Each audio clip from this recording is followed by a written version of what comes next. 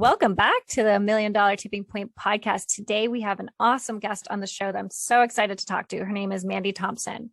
Mandy Thompson is the co-founder of Digital Reach Online Solutions, a HubSpot Platinum Partner Agency that has been fully remote since before it was cool. I love that. A serial entrepreneur, she started her first business at 19 and grew her second business to mid-seven-figure revenue before selling everything she owned to travel the world. Mandy and her partner started her third business, Digital Reach, in 2017 as a means to continue traveling while working remotely. They now split their time between Alaska and New Mexico, seeking good weather, great hiking, and blazing internet speeds. I love that. Blazing internet speeds, so important because I did this very briefly when my husband was able to work from home because of the pandemic last year, which was 2021. And I remember constantly messaging people on Airbnb and Vrbo, what's your internet speed? Please take a screenshot. We do tons of Zooms. I do podcasts. I need to make sure that's totally up to par of what's at home. So I can imagine that can be something for you guys as well. And you said you're in Cape Town right now, which is South Africa, not New Mexico, not Alaska, and not the United States. Yes, exactly. And it's a great place for good internet speeds. I've definitely fallen victim to the, not getting those screenshots on Airbnb and taking someone's word for it. And, I don't think people intend to not be forthright about it. Most people's expectations on the internet are not the same as those of us who live and breathe on Zoom constantly throughout our day. And so fast to one person may be not fast enough to carry a Zoom call for another. So I hear you on that. And actually a quick update, I made a mistake on sharing the information with you. We actually, right before leaving for our trip, became Diamond Partners with HubSpot. So we tiered up recently, which was, yes, a big and exciting milestone. Very nice. Congratulations. So where did you get this idea for your Digital Reach, business, and why HubSpot specifically? Because I work with a lot of automation people, and HubSpot, that's the big thing. HubSpot, Salesforce, they're the big names. Tell me how you got this idea. Yeah, it was a great question. And it kind of built over several iterations. So when I left to travel, as you had mentioned earlier, I worked doing freelance copywriting because that was a skill that I knew I had and that I could do remotely without having to be in the United States, because the majority of those travels were international. So I lived and worked in over 60 countries in the years that followed that. And so it was an adventure that didn't need fast Wi-Fi. I actually recall really wanting to go to the Andaman Islands in India, and they said they had an internet cafe. So I got there in off season, and there was literally, I kid you not a single place open on the island with internet. So I begged and pleaded with someone who had one in the off season to open it. I paid $6 an hour for dial-up and would download the information I needed to write, and then I'd write it and then go back to that shop and spend hours uploading it. But you're living in paradise, so you can deal with these inconveniences. But yeah, so writing did not need the fast internet speed, so it allowed me to be flexible and mobile while I kind of figured out what I wanted to do, because I was in the real estate and finance world before this. And so I had done my own marketing for the business that I had previously, and content marketing, PR, all of that stuff, events, community.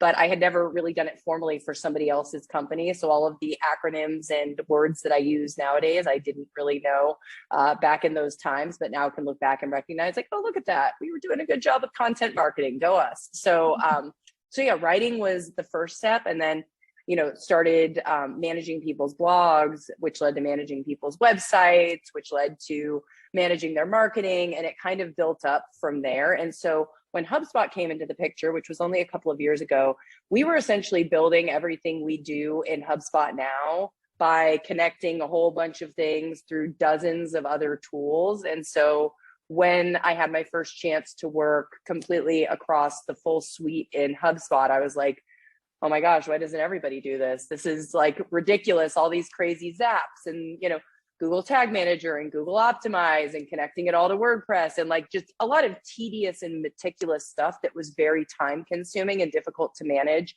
and harder to iterate on, that became very easy to iterate on, easier to manage when we moved into HubSpot. And ever since then, it's been a great alignment between what we want to build, which is a cohesive front office system that delivers a great customer experience and is automated of a fashion as possible to delight your customers. And so, that is aligned really well with our client base, and it's been a great ride since then.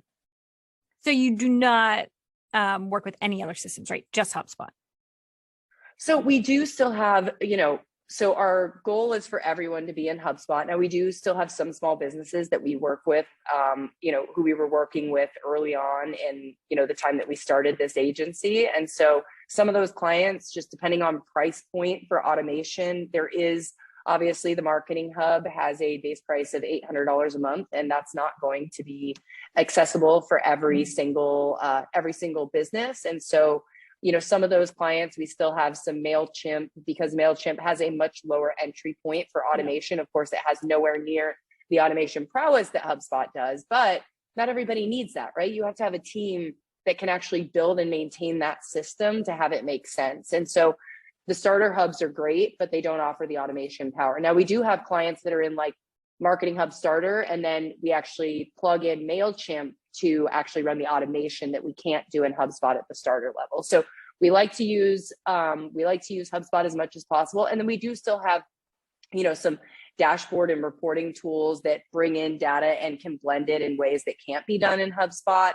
Or if somebody needs a larger data warehouse or data lake like Snowflake. So we'll have outside tools then. And then Google Analytics is still a great analytics tool. I mean, HubSpot has a lot of wonderful reports and dashboards, but the original is still very useful and powerful in other ways.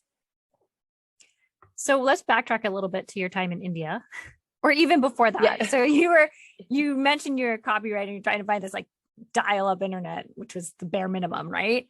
But when I was looking into your life or your career, whatever you want to say, you were the freelance copywriter and web developer, and you marketed an online course with 7-figure returns. Was that when you're in India? Was that what you're talking about? And then you also were the founder of CH Advocacy and Consulting, where you drove the company to over 1 million in revenue the first year. That's amazing. Yes. Can you tell us about that? Because this is not then your first 7-figure business. And you also sold the business. Is that right? Well, so when I had the CH Advocacy, that was at that time. Yeah. Yep. And so, with the freelance, that was driving in over 1 million in revenue for a client that I was working. Mm-hmm. So that business itself was not a 7-figure business, but we had a client that was kind of in a similar type of startup phase, and we actually created an online course for them. And they were also digital nomads, and so their course was all about how to live the digital nomad life. And so I had a fair amount of information in that before it was cool, right? But I mean, still, but I got to say, overlanding in Mexico, I met a couple that are in their 70s, and they were overlanding in their 20s. So they are those are the real OGs right there. I was going to say OG, for real. To you, because there was no Google to, we were just driving around Namibia on our trip last week, and I'm Google mapping to places in the middle of the desert, that was not a possibility 50 years ago. No. So those people, truly blazed the trail for the rest of us. But, in terms of COVID and pandemic times, yes, it was before it was, accepted, which is funny because, now me working in Cape Town, people are like, oh, well, that makes sense. 5 years ago, people are like, where are you? And I'm like, I'm in South Africa. It's like, do they have internet there? It's like, I'm talking to you. We're good, but people were a lot less comfortable with it then than they are now. So that's been a nice change. But yeah, so we helped to drive that, actually wrote the course, marketed it, created all the collateral, edited all the videos. So I got to do all the jobs, which was super helpful because it really gives me a good understanding of what pretty much everybody that works our company today does. It's not that people don't have expertise outside of my own, but I have a very good understanding of probably what 90 to 95% of people's jobs entail, which creates a lot of great things, right? It creates empathy, understanding, also accountability, right? If I get a quote for an amount of time something's going to take, even with a contractor, if we have to outsource something, it's like, yeah, it doesn't take that long. So let's get more in the ballpark here of what this task actually requires, right? So that's helpful. But the business before, it was involving real estate and finance during the foreclosure crisis. And so we ended up, part of our skyrocketing success was, number one, being in the right place at the right time. So there was a massive amount of demand for support and consulting, and not a lot available at that time. The other thing is, we went in and we successfully lobbied to create the only licensing mechanism for that industry, which gave us an insane amount of PR. So hundreds of thousands of dollars in PR exposure for being the people who were at the head or at the helm of this change that was really important at that time. And we just took that and we transitioned it into what was a great content marketing and education campaign. So we did free consumer education with zero sales agenda every week following that. And so most of the time, at least one, if not two or three news stations would pick up the event that we were doing and share ahead of time that it was going to happen, which gave us a ton of exposure and brought people in the door constantly. And so that allowed that business to grow very quickly. But at the same time, I was, 26, 27 years old and became very burned out very fast as well, especially dealing with something that is, growing a business and having that much responsibility, that's hard, straight up, no matter what anybody tells you. Having other people's, wages and their families and their needs being something that you're responsible to take care of is something that, at least in my opinion, everyone should take very seriously and should stress you out a little bit, because it is a big responsibility. But in that situation, we're also dealing with a whole lot of people who were losing everything and really confused and really scared. And so taking on, again, I think it's very hard not to take on at some level that stress, that pain, that anguish that the people you are working with are going through. And I just reached a point where, it was a lot to deal with, and also to see what was happening, which I won't go down that rabbit hole, but like regulatory wise, and the lack of willingness to really address the issue at hand in a meaningful way to stop the suffering was just, at one point, honestly, it just kind of felt like a hopeless mission that, what impact are we really going to be able to make here if none of the programs that are being rolled out for people are actually going to be sufficient to change the financial direction that this crisis is taking a majority of our customers in. So it sounds like you had a team with the CH advocacy and consulting, and it also sounds like you grew super fast. So were you having to hire like all the time? Because I think about that sometimes when companies grow so quickly and you're learning at the same time and you're hiring and you're just go. What were some of the biggest mistakes do you think you learned from that, owning that company? Oh yeah, like lots of them. So yes, hiring a lot, hiring very fast. So we were about 25 people full time at our largest, and it happened very quickly. That growth went, from 5 or 6 to over 25 in probably less than a 9-month period. We also faced, this licensing and regulatory mechanism we created was great in terms of finding a balance between business being able to exist and consumer protection being strong. But at the same time, it meant that now for us to be able to hire people, they also had to have licensing. And because the licensing was brand new, there was a dearth of candidates that were available. So one of the very difficult things there, and we created, we actually ran like weekend seminars and courses to train people and help people work towards having the skills. But just that deficit in skilled people who understood how to process, because we're working with mortgage companies on behalf of homeowners, right? So you have to understand, like, there's a skill in how to manage and negotiate, but then there's also understanding how the mortgage and default process works, how the process works with the bank, which also changed from bank to bank. You also had banks selling assets and changing things constantly. And so it was sometimes like whack-a-mole, just even trying to keep track of where a mortgage was based on how quickly some of these mergers and acquisitions were happening during that time.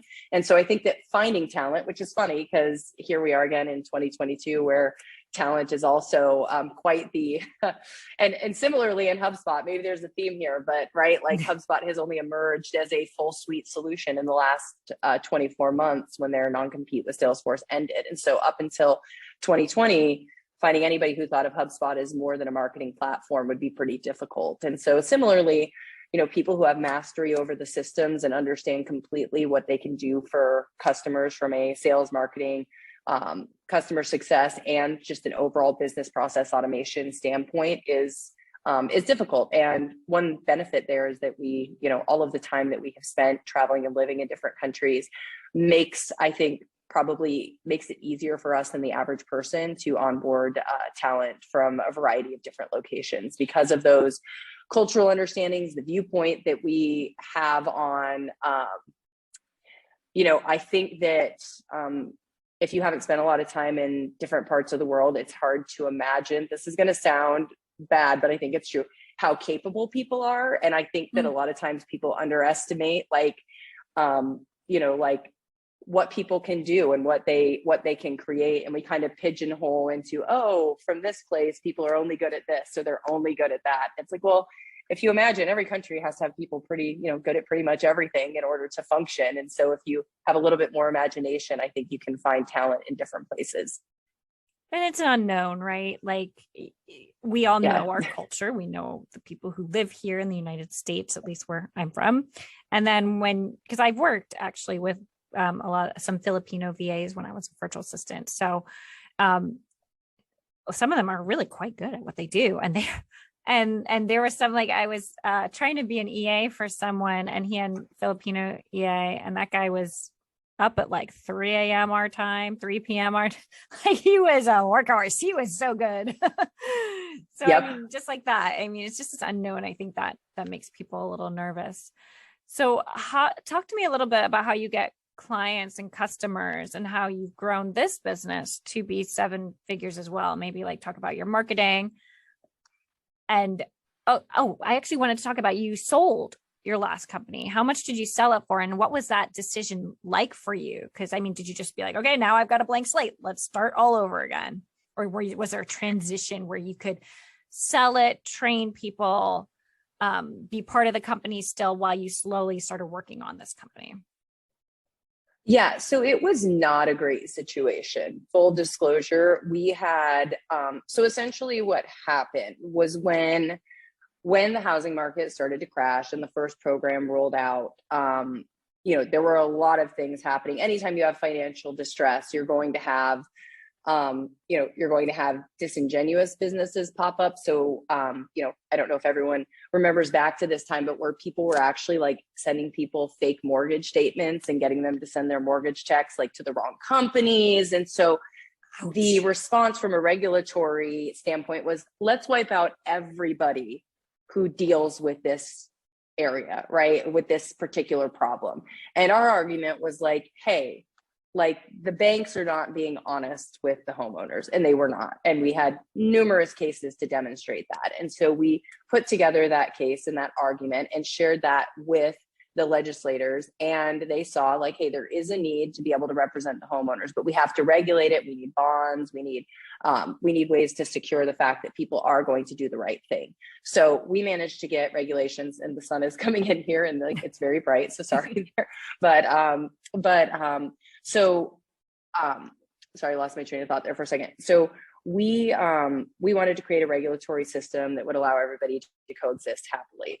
So we were able to do that. However, about 2 years after that, federal law came down and overrode the state laws that we had passed and were working to pass in other states. And so we were not able to operate in the same way anymore. So we actually lost a great deal of our value and did not have a great sale of the company. And so it was one of those things that was super unfortunate. We had some moves that we could have made to try to rebuild, but at that point, I just didn't have it in me. It was all very disappointing to watch A, what was happening to individual people, and B, everything that we had fought so hard for from a regulatory standpoint was all kind of, wiped away in the snap of a finger by a federal ruling. And so we decided to just stop at that point. And so there wasn't much. It was mainly just like our customers and working on transitioning them to law firms. So like under 6 figures, like not a great exit. But at the same time, that allowed me to go ahead and not have pressure to need to be able to work for a period of time, and to be able to go out and, figure out what I wanted to do next and kind of have some space and time to do that. That's so interesting. I think a lot of the listeners of this show, myself included, we hear a sale company, we're like, oh, they reached the high point of their career. They sold their company. And it's like, that might not always be the case. How did you get to that point mentally where you were okay with, I built this to be over 7 figures and now I'm selling it for less than 6? Like, what was that like for you? I mean, it was devastating. It was a very difficult, time. And honestly, it was very confusing. Like, what am I doing? What am I working so hard for? What could I have done differently? How could we have seen this coming? Like, just a million and one questions and not a lot of answers at that time. And so, part of wanting to travel was to understand the world better, but part of it was like, I just don't, at that time, honestly, I didn't know how to, or that I wanted to try to put all the pieces back together immediately. And, fortunately, I did not have children. I did not have limitations that stopped me from being able to just go and, be in, relatively old backpacker, right? At 28, most of the backpackers are kind of like, 21, 22, but, to just go out there and be like, well, let me go learn about the world, learn about myself, learn about people, and see what I want to do next. And at that time, I swore I would never do it again, because it was very, it's very devastating to lose a lot. And also at the end, I had to put a lot of my own resources in to kind of make everything work. And so at the end of the day, I probably came out at a net negative at the end of things. And so having gone from, being 27 years old and having, for a 27-year-old, a lot of money in the bank, and to be in a really good position and then being in a really crappy one was like, it's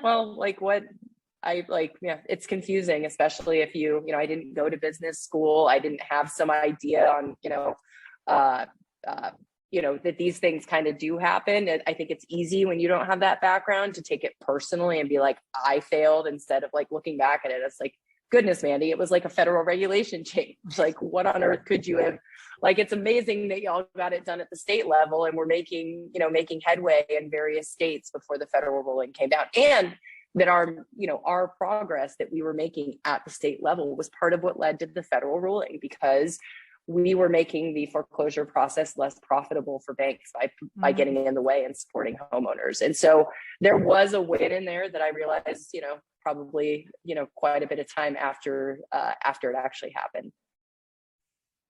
Oh, my heart is like aching for you. I'm trying to imagine that with my own business. It's just, it's so painful. And you said, you didn't go to business school. And I also saw that you didn't go to college at all, right? No? Nope, just the first couple of years. And then I didn't really know what I wanted to be, and was making a lot of money bartending, and was like, well, I'll just, take some time to see what happens. And then a couple of years later, I started as a real estate agent, and that was quite lucrative as well before the housing market crashed. And I just, after that point, never turned back. So you're all self-taught. I love it. And I think that's so important for people to hear, because so many people put emphasis on having that degree or the exact right skill set. Like, I could never be an entrepreneur because I haven't learned about business, or I don't have all the skills that are needed for this X role. And I have to tell people, like, no, it's not that. Like, you can learn and you can figure it out. And even like, if you want to go somewhere, you can start with what you do know and then slowly transition. That's just like, there's so much flexibility with entrepreneurship. And look at you. It really 2 is. years of college, that's it. You don't even need a degree, which is what I love about entrepreneurship as well. So when you figured out that you want to open this new business, a Digital Reach, how did you market yourself? How did you stand out from competitors out there? Yeah, absolutely. So as it built up initially, a majority of stuff came from word of mouth, which I think is, especially in the professional services world, I think a lot of people start from the world of word of mouth marketing, right? Like, you have some clients, you do a great job for them. They tell other people about you, you do a great job for them. And then you build up enough business to start hiring more and start really thinking about, oh, we're going to invest.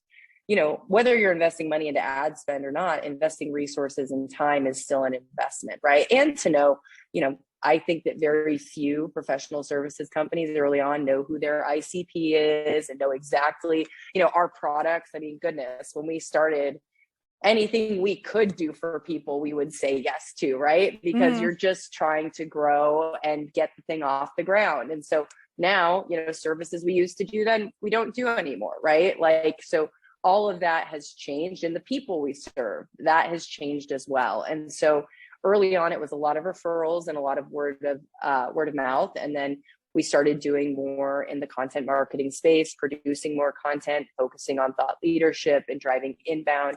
And so that's the place we're in right now, and preparing to launch some paid marketing campaigns. And then we also have partnerships as well. Partnerships has been a big part of our growth, and other businesses, whether they're in a similar space to us and they just don't do exactly what we do. Like, we work frequently with the content marketing agency because we do some content marketing work, but that is not 100% our focus, or or something that we have a ton of resources to do massive amounts of content marketing. So we will do that for some of our clients, but we're not out there looking for content marketing clients. So when we get a new marketing client, it's like, are their content needs a fit for what we do, or do we need to go with another agency who's going to be able to deliver a better result for them? Because we know we can't be everything to everybody. And so similarly, if that agency doesn't do paid ad management, or they don't do HubSpot onboarding, then they'll come to us. And then additionally, software partnerships, right? And so with the HubSpot partnership and a number of other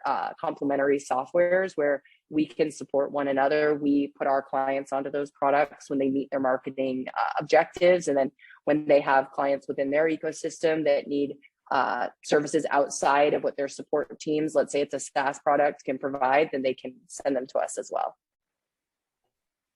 So it sounds similar in the sense that you have grown somewhat quickly, maybe not as quick as your consulting, but you have, I think I saw around like 30 people on your team, maybe more. I was trying to count on your website. Talk to me a little bit about, I'm assuming, are they all contractors or no? Are there some employees? No. So we're 40 full-time people. Oh, 40. Okay. Yep. What do you think? Let me rephrase that. Ross, if you could edit that. Thank you.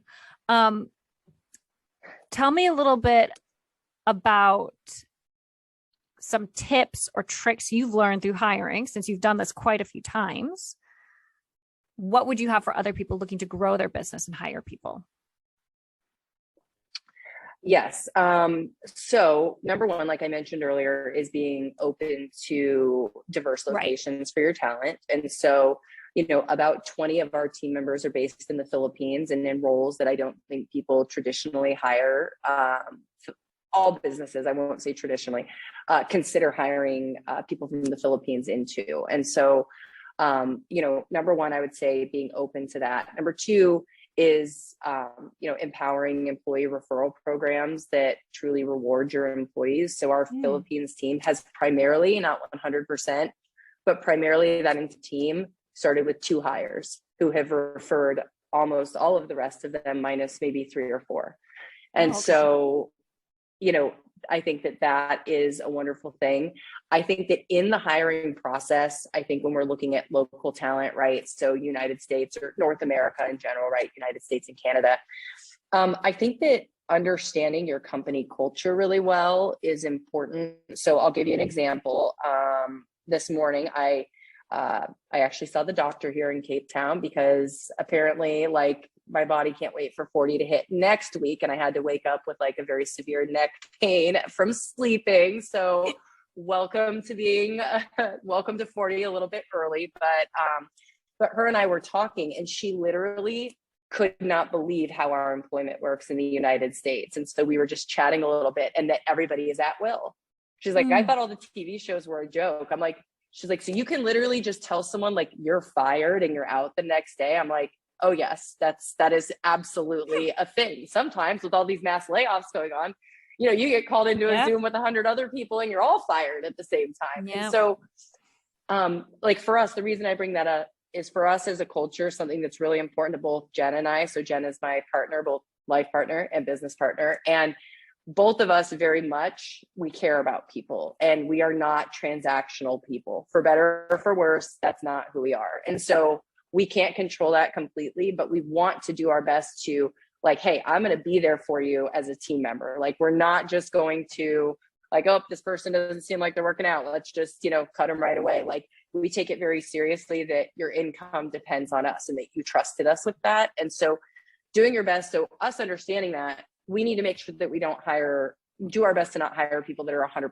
transactional either, right? And so, if they're thinking of moving on or they want to get paid more, well, tell me, let's have a conversation about that. Let's see how we can accommodate your needs. Or if you're just really over it, that you'd at least give us a fair amount of notice relative to the amount of responsibility that you have, so that we can all plan accordingly. Because I think at the end of the day, the transactional way that we employ in the United States, which may not be a popular opinion, I think at the end of the day, the customer is the one that pays for that, right? Because if I can fire anybody on a whim, anybody can leave on a whim, then there isn't a lot of stability. And when there's not stability, the customer is the one who feels that. Yeah, your P&L is going to feel it and those things are going to hurt. But at the end of the day, it's really going to hurt the customer down the line. And so for us, when we're hiring, we know that's important to us. So in addition to the skills and the talent, and that you're going to treat everybody with respect, because of course, if we employ people in all of these different places, our culture wouldn't work well if we hired people who think they're better than others based on where they're from, right? And so we also have to make sure that people are going to have the right mentality in that way. But also just that if I'm going to give you that, like, I will not treat you transactionally, will you be able to look at this job and not treat it transactionally as well? So there's somewhat of a level playing field. I love the idea of like the employee referral program too. And talk, God, I mean, the 2 weeks notice, whenever I think about that, like that's like a nice thing, right? In the United States, like I gave you 2 weeks notice, but there's no way you can ever hire someone, train someone in like 2 weeks. It's like basically you're just shunting what you do onto someone else in the company and hope that they can manage the bare minimum while the company hires someone. I would love to see that change in at least like 30 to 60 day notice, right? Like where the other, like the company hiring is accepting that's going to be 30 to 60 days, because that's the other part of it, right? Like the other company can be okay with that.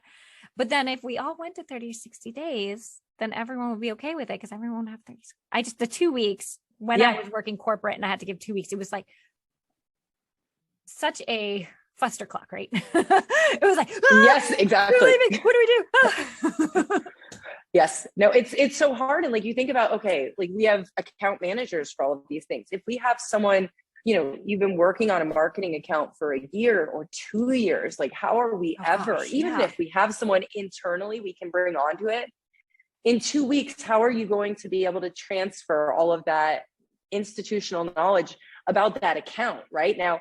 And then if you're at a place which we've been down that road as well, where you lose somebody unexpectedly and you're not that big yet, and you do have to hire into the position. And then, the founders are then at that time, they're jumping back in to take over that role. Well, then everything else you were working on for growth has to come to a screeching halt, because taking care of your clients is the number one priority. And so I do believe that it would make things more secure for employees, because, hey, if you're going to lose your income, wouldn't it be nice to have a 30-day heads up that you're going to lose your income so that you can go get, because unemployment for a majority of people is not going to cover even a third or a quarter of what they actually make, right? So if they end up with some sort of delta, and they're a parent with kids, and maybe I'm just way too much of a like empathetic bleeding heart, but I just think that those things do cause, not only do they hurt in that moment, right, but people end up with micro traumas that come from these events, and they do affect your decision making and how you operate. So for a better world, can we get at least 30 days in both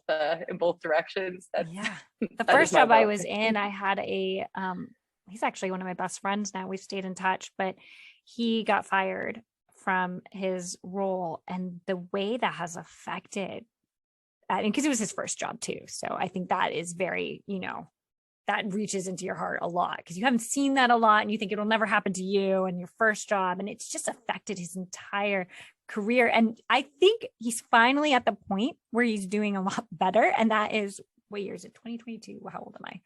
So it's like 12 years later, almost like maybe 10 to 12 years later. And he's finally at the point where I don't think it's driving his career in this need anymore. And it's amazing, right? Like micro traumas is such a good way to say that. It's very true. So I kind of want to look at your, sorry. Go ahead. I know we could probably talk about this forever. Yes, exactly. I wanted to look a little bit at your financials. We do have a lot of listeners who are into the nitty gritty. I'm not going to get too much into it, but I'm looking here and seeing, some months, great revenue. Some months you're more expense heavy, right? And the operating income is a lot heavier. I'm how does that feel as a business owner when some months you're in the red? It can really scare you. How do you handle that mentally, but also strategically as a team? Yeah, absolutely. So I think that there are a couple of things that are important to think about when you're considering that specific, like being in the red versus being in the black, for whether it's for a month, for a quarter, for a year, whatever that is. And so number one, I think what happens to every business owner, it didn't happen to me in my last company. It happened in this one though, where you have to stop looking at it as your money and you're looking at it as an investment, right? Like you have to make that change in your mind of like, this isn't, because, up until hitting that point last year, we had hit the spot where we were already over $1 million for the year and we're going to be, over 1.5. And it was like, we were deciding to grow and hiring a lot more, and the profit that, we were set to have for the year, the profit was really strong, and it was, the amount of profit was going down, even though the year was continuing to move on and the amount of revenue was continuing to grow. And to be able to deal with it, like I had to make that mental shift, right? If I kept looking at it as, oh, I lost $30,000 more this month. Oops, there's another 20. Like that doesn't feel good and the more money you have, I guess the numbers get bigger that you feel, but 30,000 is a number I definitely care about at this point in my life. And so, you have to just realize like I am investing so that in 3 years, this company can be doing $10 million a year and we're hitting 25% margins reliably or more, right? Like, that that's where I'm going. And if I don't go through this phase, I think you would be very hard pressed to find businesses that, the entire way from 0 to 10 mil, they were profitable the entire time, right? Like you're going to have growth phases where you are spending ahead, you're training ahead, because what does that allow you to do? Like, speaking to the topic that we just jumped away from. Well, if I can hire ahead, then I can not have to worry about that one person leaving, right? Because that one person leaving, that will upset your revenue flow and get you off course on your goals, because then you have to play triage for that situation. And so understanding that like this is an investment, not like when you go and buy a house, right? And you take $40,000 out of the bank or $100,000 out of the bank, whatever it is, to get your down payment and get everything you need to buy that house. We look at that as an investment. We're saying this house is going to go up in value over time. If we're renting it out, there's going to be cash flow that I get, and I'm getting out of the rat race, right? And so it's a little bit harder in our own businesses, especially when you're working in there every day, right? To separate yourself from this is my money to it's the business's money, and the business needs to grow, and to grow it needs investment. And so, and also having a little bit of distance. I think another really big help for us was in September of last year, when we were making that transition, we brought on a fractional CFO, and that has distanced me from it. So I'm not looking at it all the time. Like, it's just, you distance can be a good thing sometimes. Yeah. And not like head in the sand. Like we meet every 2 weeks and talk about it. Right. But I used to look at that stuff every day. And so, and every 2 weeks, we don't pull out the P&Ls or the balance sheets or all of our other reports every 2 weeks. So I focus more on the revenue operations side, is like, how's our deal velocity going? How's our deal volume going? How's the deal size growing? Like, what's our customer success? What's our NPS score looking like? Like that's where my attention stays, which is more where it needs to be for growth. Because if I get caught up in, March, we do every 2 weeks pay, right? We don't do 1st and 15th. So March was a 3 payroll month. Well, of course, March is going to not look as good as February or April did, because we had to pay out an extra, whatever number to our 40 employees. And so I think that, the combination of keeping a balanced mind about it, understanding it's an investment, and getting a little bit of distance. I would say to anybody who does not have somebody, not just someone doing bookkeeping, which that's the first step, right? Get out of obsessing about every expense, because you can easily be like, oh my gosh, we're paying that, we're not even using it. Like, what are we doing? And like the same way you would do at home with like your Netflix and your HBO subscription, right? Like you don't want your energy to get to get diverted into things like that aren't growing your business. So, and then moving on to the larger financial picture. So someone else can keep their eye on your burn rate, what your, where your growth is at, what your, whether you were in the black or the red this quarter or this month, and then advise you, and they can just check in, and you can kind of harmonize everybody's viewpoint and remove yourself from the sometimes stressful and overwhelming, because it is. Anytime you look and you're like, oh, that was negative 40 this month. Like, that's, wow, how are we going to survive? And I'm not a financial expert, right? I may be good at math, but that is not where my accounting was one of the classes in my couple of years of college. And I was like, I don't like this world. Take me back to like calculus or finite mathematics. This accounting stuff is just not for me. That's such good advice. I wrote it down, actually. Get out of obsessing about every cent. Because I mean, it's true. Because as you grow, and I struggle with this even in our personal life. I mean, my husband is very, we both decided early on we want to try to pay off our house. Some people disagree. I understand why. But we are the type of people that we don't like that heavy debt over us. But then when we actually start making these big payments and saving up, then we make that big payment. I'm like, but then let's look at every other tiny cent and expense that we're spending on like groceries and gas and kids' classes and all these things. And it's like, but you're not looking at that long-term picture. You're not going to have a house mortgage hanging over you anymore. So if something happens like recession or like the drops again, the housing market, it's like, I get that. I'm feeling it because I do that in my personal life as well. And I do it in my business. I was just thinking today, like, I feel like I'm spending a lot of money. I need to sit down and look at everything. And I'm like, yes, you need to sit down, but you don't freak out. Like, understand that what you're doing now is investing in the long run. Like you said. Yes. So I know that you definitely, I want to briefly touch on how you are a digital nomad before it was cool.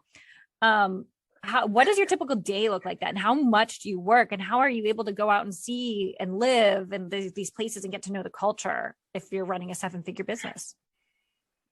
Yeah. So in full disclosure, when I was my most nomad-y was not the time. That was when I was doing the freelance copywriting and web development stuff, right? So this is actually the first time since before the pandemic that we've been out. And so, we're still, because we were actually the first couple of weeks we were here on vacation in Namibia doing our first vacation since the pandemic hit. And so this week has actually kind of been finding that flow of like, okay, we do have way more responsibility and way more demand. And so what I will say is, if you are in a role, whether you're a business owner or an employee, whatever, where you're not needed to connect with other people a lot throughout the day-to-day, you can do I go somewhere new every week or two, right? Like, because that was, I mean, early in my digital nomad days, it was sometimes every couple of days, right? But I also only needed to work 3 or 4 hours a day. And my deadlines were due at the end of every week or two, right? So I could not work for 3 days and then just like pile it on in 2 days and get everything written that I needed to write. And so at that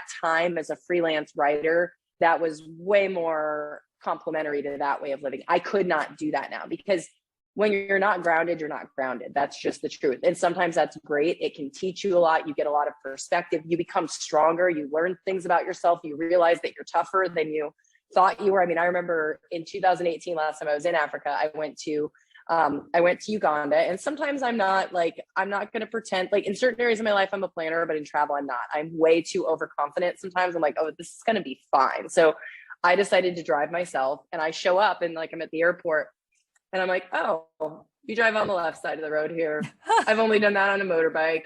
And so the guy with the car is like, oh, well, do you want to drive into town? I'm like, hey, you drive. I want to see how this all goes. And I mean, and Kampala is an insane traffic city. There are lots of insane traffic cities in the world, but the ones of Eastern Africa were definitely some of the, just because you're contending with a lot, right? You've got pedestrians, you've got bikes, you've got motorcycles, you've got cars, the roads are dirt, there are potholes, and it's just like, and I'm on the left side of the road. And so it's like, wow. But then you're like, okay, well, I'm here and no one's going to drive me around, and I don't want to spend the money on a driver. So I'm just going to have to figure this out, right? And so we look at something and you're like, oh, I could never do that. But then when you're in the moment and you just have to do it, like, and that trip had in particular a lot of those, like the Google Maps thing I was mentioning earlier, a place I was going out in the middle of nowhere because I was going to see the mountain gorillas.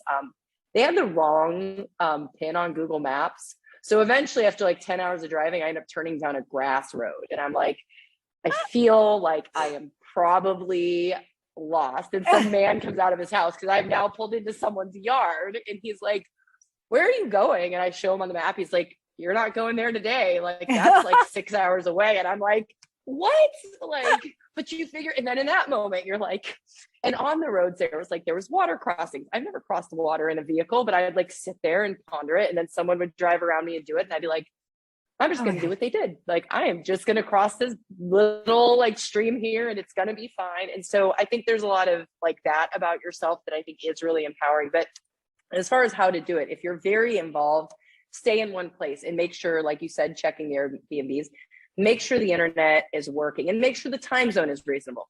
For example, I would rather be nowhere in the world than like Southeast Asia. I love it. But that is not going to work for me. I have zero desire to work overnight and like sleep during the day. Like I mentioned earlier, I'm turning 40 next week. Like and I understand some people have to do it, but like I am like a sleep focused person. I very much value my sleep. I work very hard to make sure I get 8 hours of sleep a night and that I'm at my best. And that's just not going to work for me doing, working from 9 p.m. until 9 a.m. because oftentimes I work 12-hour days, right? And so you have to find something that's realistic. So I think frequency of moving, if you're not freelancing and you've got a lot of meetings, do not try to move more than bi-weekly or monthly. It's probably not going to be enjoyable. Get realistic about the time zone. This works because I can still be done by like 10 or 11 o'clock at night. Well, that's fine for me. And I can have that work with my overall life flow. But I think a lot of it is just be honest with yourself, check the internet speeds, but definitely do it if you can do it. And especially something wonderful for us in the United States is that Mexico is so fantastic. Not all places in Mexico have the best internet speeds. So definitely check for places and make sure that they do. Places like, down in on the Yucatan, like Cancun and Tulum, like they have great internet speeds. We spent some time last year in San Miguel de Allende. They had great internet speeds. But for example, we took the word of somebody down in Puerto Escondido, and that was just kind of a bit of a disaster because the internet speeds were about 5 to 10 megabytes per second. And that we had to relocate unexpectedly and quickly. And so, like trial and error and be willing to laugh at yourself and situations, because there will be situations you are not home. The way things are, everywhere in the world are different. And so, but, I think you definitely can make it work if you're realistic with yourself and, and you make sure that you get yourself set up and it's a great experience, right? Like there's no feeling of like feeling more empowered than like, I just got here and made my life work. Like I went to the doctors, I went to the grocery store. Like I'm doing things that locals are doing because it also opens you up to when you retire, right? Because some people, retirement is not something that we get a ton of support with in our system in the United States. And a lot of us are going to have to ask that question, like, how much am I going to have and what's my quality of life going to be, right? So one of the best things about being a digital nomad is that you see a lot of ways of making life work in different places where you can have a fantastic life.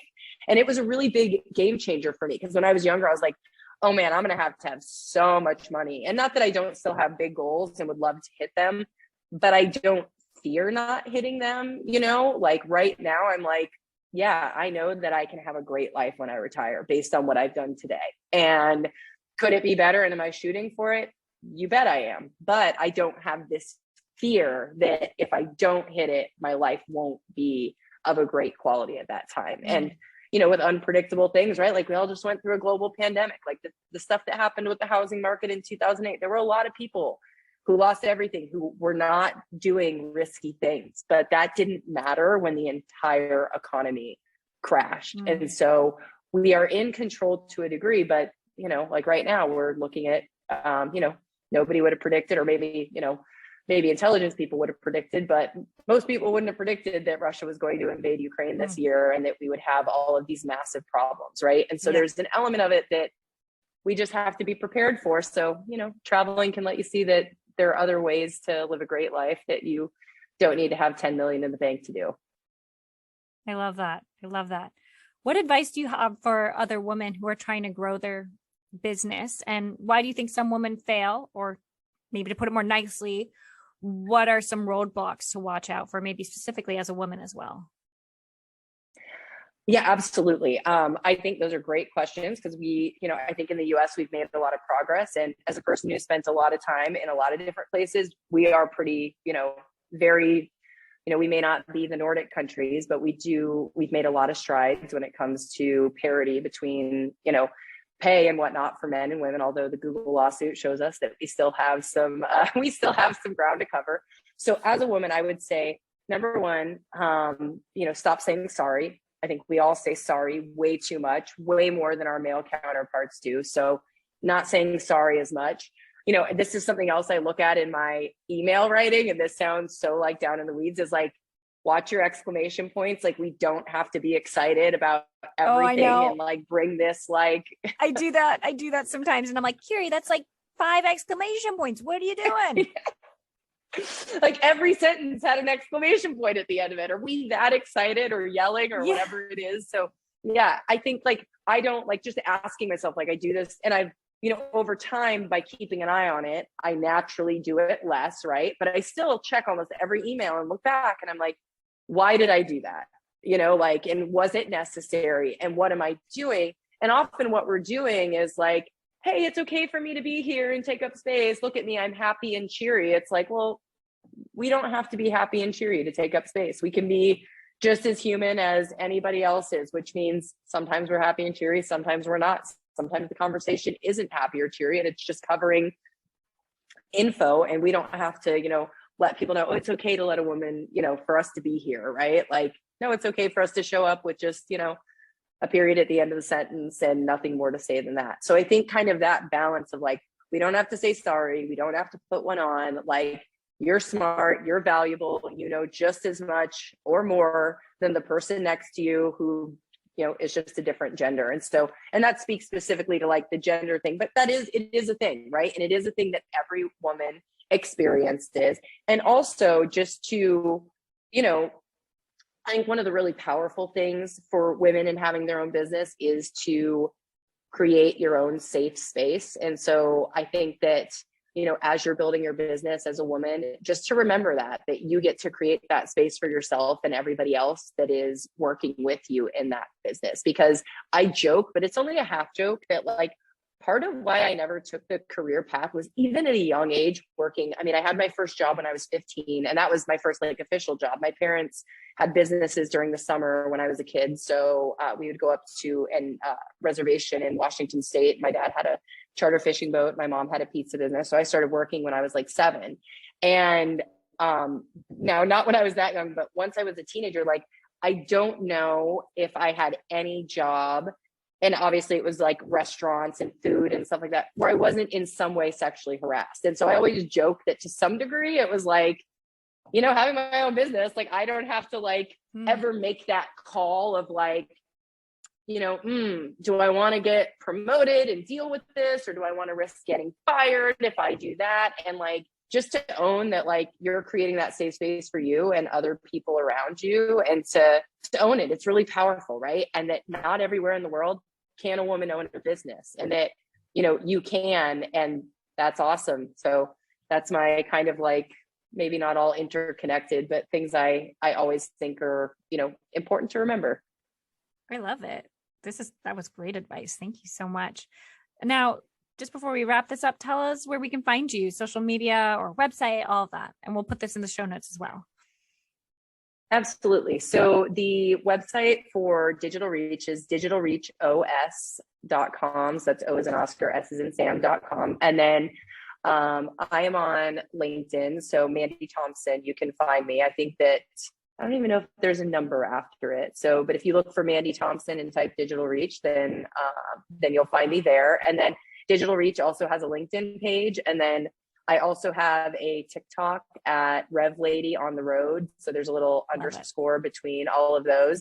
And if you do want to catch some of the travel photos and such on Instagram, I am traveling_mangle, MANGLE. So you can find, and I've actually been more active the last few weeks because I have been traveling. So if you want to see some lions and rhinos and giraffes and all that fun stuff, then you can find me there. Fun. Thank you. So I'll just wrap up and ask you, what is one philosophy, mantra, or quote that you try to run your business by? Man, there are a few. I'm going to borrow one that my father-in-law uses, which is, and we use this one a lot internally, which is, if you're going to be a bear, be a grizzly. So like, if you're going to go for it, go for it. Like, what's the worst that can happen? You end up, that old saying, if you shoot for the moon, you'll at least land among the stars. Right. So I think that one, and then another animal related one from, my gosh, Finding Nemo, right? Like, just keep swimming. Like, you just got to keep. Oh, I love that one. You just got to keep going. Like, and the more, like, the less Disneyfied version of it is like, only time will tell. Right. So like, you don't know. It's like in another kind of tied to another movie like that. I forget the something marigold. Like, if it all works out in the end. So if it hasn't worked out, it's not the end. So like, don't let the down times stop you, because and whether that means that it's what you're doing right now, maybe it's that what you're doing right now. Like, when I look back on my own story and journey, I could have taken that moment when things kind of fell apart and been like, okay, I wasn't meant to be an entrepreneur. I'm not good at this. I, should go get a job and do something else, but, kept marching along. And it took another, nearly, 5-6 years for something to come along that was a fit. And anytime along that path, I could have stopped. And for, and this isn't too, I always want to be very respectful of, everyone has a different scenario, right? Like, I had people around me that were supportive, that encouraged me, right? Like, not everybody has that. So this isn't to shame. Like, if someone does hit a wall, there are lots of reasons in life too that people aren't able to make it to the next, to the next step. But if you can, and you have the support in your life and people are cheering you on, and you feel like you can take one more step towards, whatever's next, keep going. Great. You're just so full of good advice. I love it. Thank you so much for being on the podcast. And for our listeners, if you want to find Mandy, we'll definitely put that in the show notes. And also, if you like this episode, make sure that you find me online at Virtually Kiri. Let me know your thoughts. That's on LinkedIn. I don't even know my LinkedIn off the top of my head, but Virtually Kiri for Instagram. That's where I hang out most of the time. You can find me. You can let me know what you thought of it, and we'll definitely share that with Mandy as well.